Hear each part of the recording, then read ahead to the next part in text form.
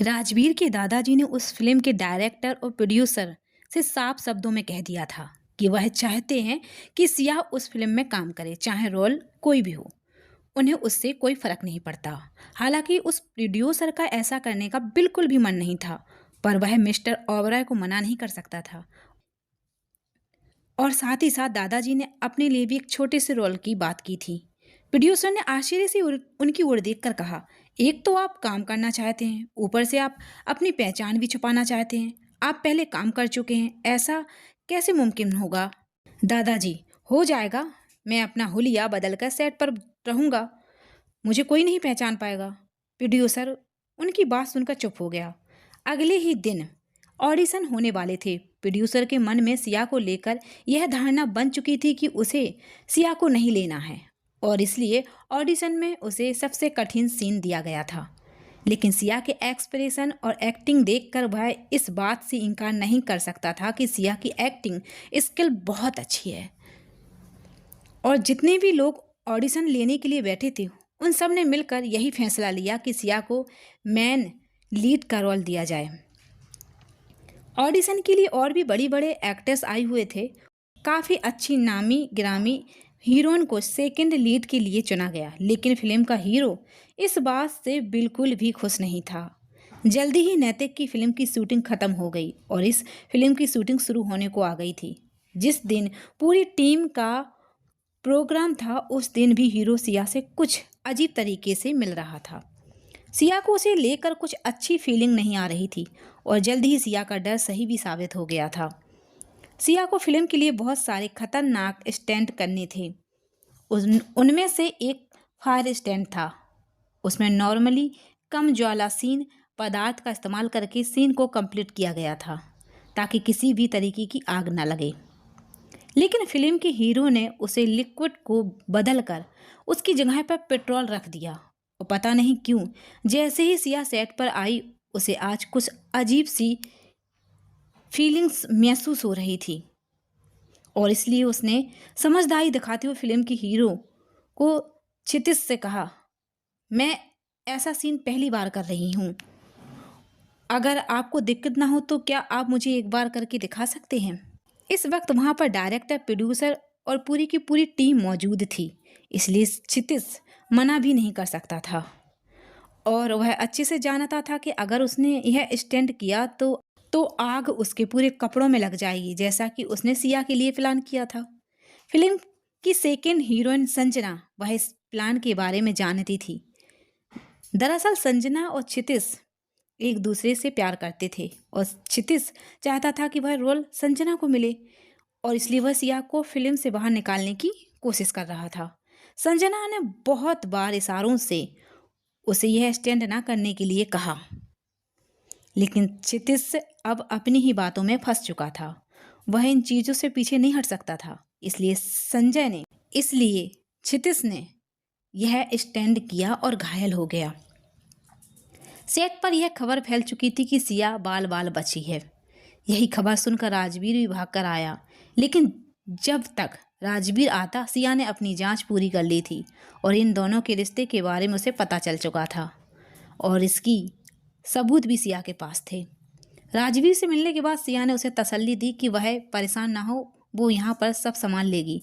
पर फिर भी राजवीर को चिंता थी। उसने सिया से कहा, परेशान कैसे ना हो, तुम अगर चाहो तो मैं डायरेक्टर से कहकर यह सेट हमारे घर के आसपास लगवा सकता हूँ। तुम वहाँ ज़्यादा सुरक्षित रहोगी। सिया, नहीं, ऐसा करने की ज़रूरत नहीं है। जाहिर सी बात है, राजवीर सिया के काम में दखल अंदाजी नहीं कर सकता था, इसलिए उसकी बात मान गया। राजवीर की चिंता जायज़ थी, अच्छे से जानती थी, और इसलिए उसने संजना से बात करने का फैसला कर लिया। शूटिंग खत्म होती ही सिया संजना के पास गई और उसने संजना की ओर देखकर कहा, राजवीर मुझे बहुत प्यार करते हैं, वह मेरे लिए कुछ भी कर सकते हैं, और इतनी छोटी सी चीज़ की जानकारी करना भी उनके लिए बड़ी बात नहीं है। फिर कौन सी राज खोलकर सामने आएंगे, तुम और क्षितिज बहुत अच्छे जानते हो।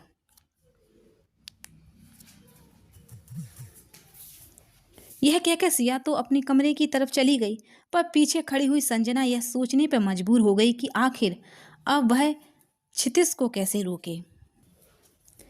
इस बार तो इस बार तो क्षितिज अपने प्लान में नाकामयाब हो गया था, लेकिन वह हार नहीं मानने वाला था। उसने अपने नए प्लान को अंजाम देने की तैयारी भी शुरू कर दी थी। इस समय सेट पर सिया के लिए दो तरह की मुसीबत मंडरा रही थी। पहला खुद क्षितिज और दूसरी राजवीर के दादाजी, जो उसके लिए हर सीन में कोई ना कोई कमी निकाल देते थे और हर बार यही कहते थे कि आजकल के बच्चों को क्या हो गया है, इन्हें काम करना ही नहीं आता, बस इन्हें काम चोरी करना आता है। हालांकि सिया के करियर पर यह उंगली उठाना सही बात नहीं थी और हर कोई यह महसूस कर सकता था कि वह जानबूझकर सिया को तंग करने की कोशिश कर रहे हैं, पर सिया फिर भी हर बार शांत ही रहती थी। आखिर में अब सिया ने इस बात को ख़त्म करने के बारे में सोच ही लिया और एक दिन वह उनसे मिलने के लिए पहुंच गई। दादाजी सिया को देखकर हैरान हो गए। उन्हें पता नहीं था कि आखिर सिया यहाँ पर क्यों है। उन्होंने गुस्से से बड़ी कड़क आवाज में सिया से कहा, तुम यहाँ क्या करने आई हो? सिया, सर, सबसे पहले तो मैं आपसे माफ़ी मांगती हूँ। आपको मेरी वजह से दिक्कत हुई और कई बार आपका सीन पूरा नहीं हो पाया। दादाजी को अपने मंसूबे सफल होते नजर आ रहे थे, इसलिए उन्होंने अपनी मुस्कुराहट को छुपाते हुए कहा, हाँ हाँ, वह सब तो ठीक है, और तुम यहाँ क्यों आई हो? सिया, आप बहुत तजुर्बेदार लगते हैं, इसलिए मैं चाहती हूँ कि आप मुझे एक्टिंग सिखाएं। आपने मेरा काम तो देख ही लिया है, अब उसमें आपको जो भी कमियां लगती हैं आप वह मुझे सिखा दीजिए। दादाजी सिया के साफ दिल को महसूस कर सकते थे, पर वह इतनी जल्दी उसे पास नहीं करना चाहते थे। उन्होंने सिया से कहा, ठीक है, इसके बदले में मुझे क्या मिलेगा? सिया, आप बताइए, आप क्या चाहते हैं? दादाजी, एक बूढ़े आदमी को क्या चाहिए? सेवा। तो तुम शिष्य बनकर यहाँ पर ज्ञान प्राप्त करो और मुझे गुरु समझकर मेरी सेवा करो, यही मेरा फैसला है। सिया उनकी बात मान गई और हर रोज शूटिंग खत्म होने के बाद उनके साथ उनके वाले कॉटेज में जाकर रहने लगी। कभी जाकर उनका काम करती तो कभी दादाजी उसे कुछ सिखा देते थे। इस बीच सिया की असिस्टेंट बहुत बार कोशिश की कि वह आकर मदद कर दे, लेकिन सिया ने यह कहकर साफ इनकार कर दिया कि वह उसका काम है तो किसी भी तरह की चीटिंग नहीं करना चाहती। दादाजी यह सब कुछ देख रहे थे। सिया को दादाजी के साथ रहते हुए लगभग 10 दिन हो चुके थे। क्षितिज अपने प्लान को अंजाम देता है, उसके पहले उसे एक और मौका मिल चुका था। क्षितिज ने मीडिया में यह खबर लीक करवा दी कि अब राजवीर और सिया का डिवोर्स होने वाला है, क्योंकि सिया ने एक अमीर बुड्ढे को पटा लिया है और अब उसी के साथ रहने लगी है। और अपने स्टेटमेंट की पुष्टि के लिए क्षितिज ने 2 से 4 फोटो भी दे दी थी, जिसमें सिया मिस्टर ओबराय के कॉटेज के बरामदे में बैठकर उनके लिए न्यूज़पेपर पढ़ रही थी। यह एक फोटो में ट्रे में चाय लेकर खड़ी थी। इन सारी खबरों के बावजूद भी सिया ने इन पर ध्यान नहीं दिया और अपना काम जारी रखा। लेकिन इसी बीच एक रात अचानक से संजना की कार का एक्सीडेंट हो गया। इमरजेंसी की हालत में संजना को एडमिट करवाया गया, पर चौंकाने वाली बात यह थी कि संजना के होश आने पर उसने सारा का सारा इल्जाम सिया के ऊपर डाल दिया। संजना के मुताबिक यह सारा काम सिया का था और सिया ने ही गाड़ी के ब्रेक फेल करवाए थे। जल्द ही पुलिस ने उसे ढूंढ निकाला और मैकेनिक ने भी सिया का ही नाम लिया। सिया के खिलाफ अरेस्ट वारंट इशू हो चुका था। राजवीर अब बहुत परेशान था। आखिर में गुस्से में वह दादाजी के कॉटेज में गया और उसने दादाजी के ऊपर चिल्लाते हुए कहा, यह सब आप कर रहे हैं ना? दादाजी राजवीर का गुस्सा देखकर भी शांत थे। उन्हें शायद पता था कि राजवीर को जब पता चलेगा वह ऐसे ही रिएक्ट करेगा। उन्होंने शांति से कहा, तुम्हें कैसे पता चला कि मैं यहाँ हूँ? राजवीर, मुझे शुरू से सब कुछ पता था, पर मैं चाहता हूँ कि आप बाहर आएं और सबको सब कुछ सच बताएं। बहुत तमाशा हो रहा है, वरना ज़रूरत पड़ने पर मुझे अब सिया का साथ देना होगा। अब तक तो मैंने उसे कुछ नहीं बताया था और अब मुझे उसे सब कुछ बताना होगा। राजवीर की बात सुनकर दादाजी सोच में पड़ गए कि अब उन्हें क्या करना चाहिए। सिया ने पुलिस के साथ पूरी तरह से कोऑपरेट किया था, इसलिए उसे अरेस्ट नहीं किया गया, बस पूछताछ करके छोड़ दिया गया। वहीं दूसरी ओर क्षितिज ने एक प्रेस कॉन्फ्रेंस बुलाई थी, जिसमें वह सो कोल्ड संजना के फैंस को जवाब देने के लिए आया था। संजना स्टेज पर व्हील चेयर से लाई गई और उसने धीरे धीरे बोलना शुरू किया। मैं ठीक हूँ, मुझे ज़्यादा चोट आई है तो, पर मैं ठीक हूँ और जल्दी ही ठीक हो जाऊंगी, डॉक्टर का कहना है। संजना अभी अपनी बात कह रही थी कि तभी एक रिपोर्टर ने कहा, मिस संजना, पर आपको क्या लगता है, आपने जो इल्ज़ाम लगाया है और सिया के ऊपर जो इंक्वायरी चल रही है, क्या वह सही है? रिपोर्टर की बात पर संजना ने एक बार आंख उठाकर क्षितिज की ओर देखा और फिर कहा, जी बिल्कुल, मुझे तो समझ नहीं आता कि आखिर में सिया का क्या बिगाड़ा था जो उसने मुझे जान से मारने की कोशिश की। वह तो भगवान मेरे साथ था जो मैं बच गई। रिपोर्टर्स संजना की बात से सहमत थे और डिस्कशन अभी आगे चल ही रहा था कि तभी कॉन्फ्रेंस हॉल में सिया आ गई। सिया के आते ही माहौल एकदम से गर्मा गया। हर कोई यह जानना चाहता था कि आखिर सिया यहाँ पर किस लिए आई है। सिया चलकर सीधे स्टेज पर संजना के पास पहुंची और उसने संजना की ओर देखकर कहा, कैसी हो? संजना, मैं ठीक हूँ। संजना का जवाब सुनने के बाद सिया स्टेज पर लगे हुए पोडियम की तरफ मुड़ी और पोडियम पर खड़े होकर उसने माइक को सेट किया और बोलना शुरू किया। मुझे लगा सब अपना अपना सच बोल रहे हैं तो मुझे भी अपना सच बोल ही देना चाहिए। यह कहकर सिया ने अपने मोबाइल को पीछे लगी हुई डिस्प्ले से कनेक्ट कर दिया, जिसमें क्षितिज और संजना की कुछ अंतरंग पिक्चर्स थी। पिक्चर्स के प्ले होते ही सबसे पहले पिक्चर सबने देखी और फिर मीडिया ने कहा, चलिए यह तो हमारे लिए खबर है कि मिस्टर क्षितिज संजना के बीच अफेयर चल रहा है। पर आपको नहीं लगता कि यह इतना बड़ा गुनाह नहीं है कि इसके लिए किसी की जान भी ली जाए? सिया, मैंने कब कहा कि इतना बड़ा गुनाह है? मैं तो खुद कहती हूँ प्यार बहुत खूबसूरत चीज़ है, हर किसी को करनी चाहिए। तब उन्हीं में से एक रिपोर्टर्स ने कहा, तो यह दिखाकर आप क्या साबित करना चाहती हैं? सिया, इसे दिखाकर मैं यह साबित करना चाहती हूँ कि यह दोनों चाहते थे कि मुझे फिर से निकाल दिया जाए, या तो परेशान होकर मैं खुद ही छोड़ दूँ ताकि संजना को मेरी जगह मिल सके। सिया ने जैसे ही अपनी बात पूरी की, क्षितिज ने फौरन माइक लेते हुए कहा, यह गलत है, यह सब कुछ झूठ है। मेरे और संजना के बीच ऐसा कुछ भी नहीं है। क्षितिज की इस बात पर सिया ने संजना की ओर देखा और कहा, देख लो तुम इस आदमी के लिए अपना सब कुछ गंवाने के लिए तैयार बैठी हो, जो पब्लिक में यह भी नहीं कह सकता कि वह तुमसे प्यार करता है। संजना सिया की बात सुनकर रह गई, पर तभी सिया पर कीचड़ उछलते हुए क्षितिज ने कहा, हमारा तो छोड़ दो, हम दोनों अनमैरिड हैं, अफेयर कर भी सकते हैं, पर तुम्हारा क्या? और लगता है राजवीर ओबराय का पैसा तुम्हारे लिए कम था जो तुमने यह बुड्ढे को पटाया हुआ है। सिया इस बात पर कोई जवाब देती इसके पहले कॉन्फ्रेंस और फिर से खुला। इस बार फोन के प्रोड्यूसर, डायरेक्टर और तीनों अंदर आए। प्रोड्यूसर ने इस बात पर स्टेज पर आते ही कहा, इस बात का जवाब मैं दूंगा, तुम सारे सवाल मुझसे पूछो। प्रोड्यूसर की बात पर क्षितिज ने नाराज होते हुए कहा, सर आप वैसे तो बीच में मत पड़ें, पर आप ही बताइए, इस तरीके से एक आदमी के काम करना, उसके साथ उसके घर में रहना, यह सब क्या निशानियां हैं? इस सब से तो यही साबित होता है कि तुम्हारे और उसके बीच कुछ चल रहा है।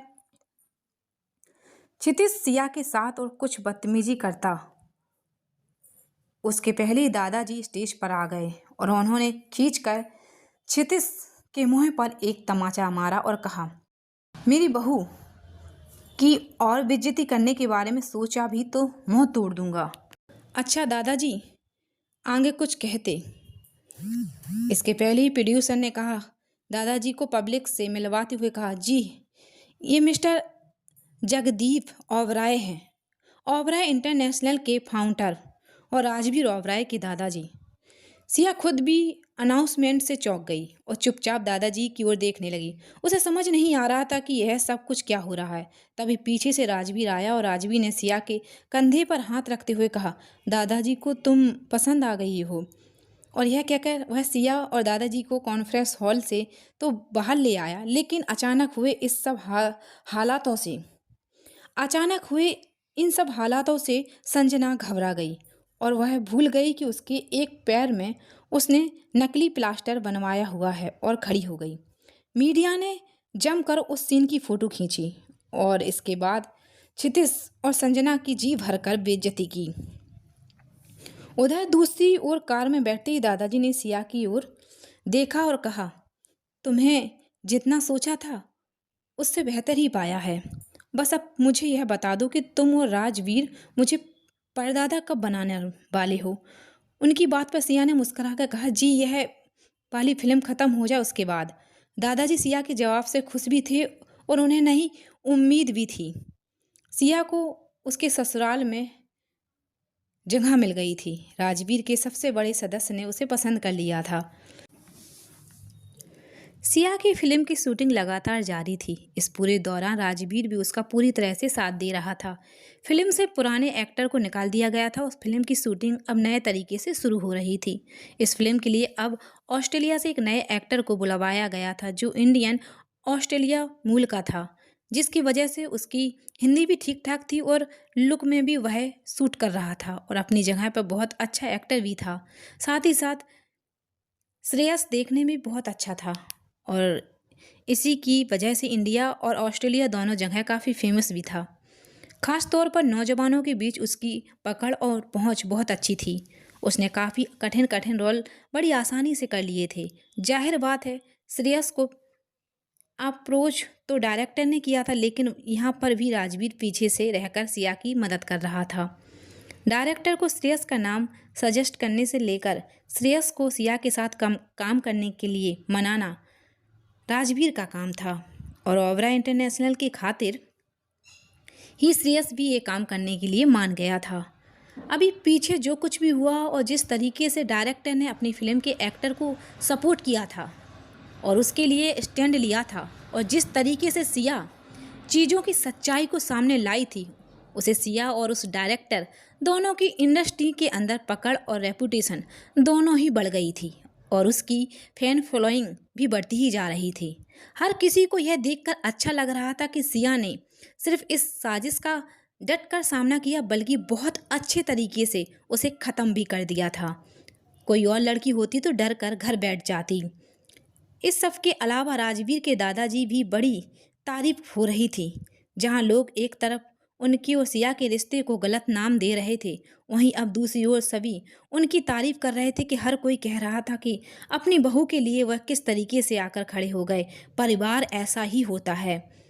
पीयूष की रिपोर्ट भी यही कह रही थी कि सिया के लिए लोगों का ओपिनियन और उनकी राय बहुत अच्छी है।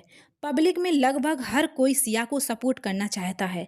यह कहते हुए पीयूष को भी बहुत अच्छा लग रहा था और राजवीर ने जैसे ही पीयूष की दिखाई हुई रिपोर्ट की ओर देखा, उसे देखते ही राजवीर के चेहरे पर एक बड़ी सी मुस्कुराहट आ गई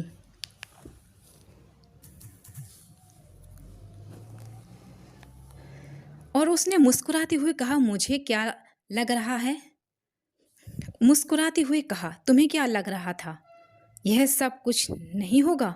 पीयूष ने नाम में सिर हिलाते हुए मुस्कुराकर कहा। राजवीर अभी हंसी रहा था कि तभी पीयूष ने एक दूसरी खबर देते हुए कहा, सिया मैम के इस बार के एनुअल अवार्ड जीतने के चांसेस बहुत ज़्यादा हैं।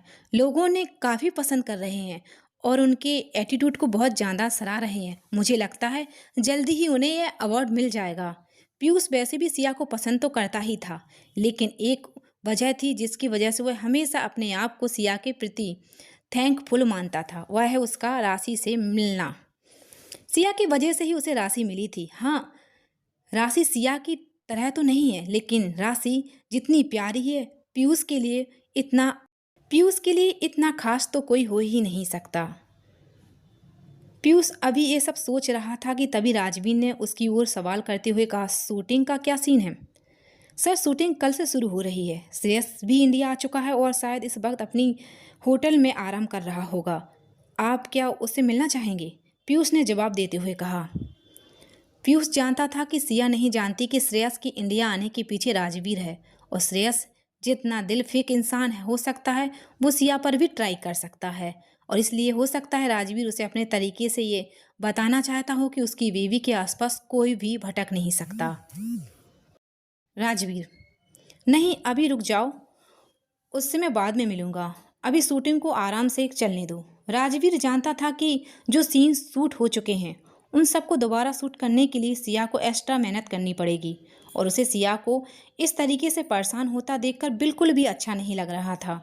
खास तौर पर यह देखकर कि कितने भी खतरे वाले सीन वह पहले शूट कर चुकी थी, वह सब कुछ अब उसे दोबारा करना पड़ेगा।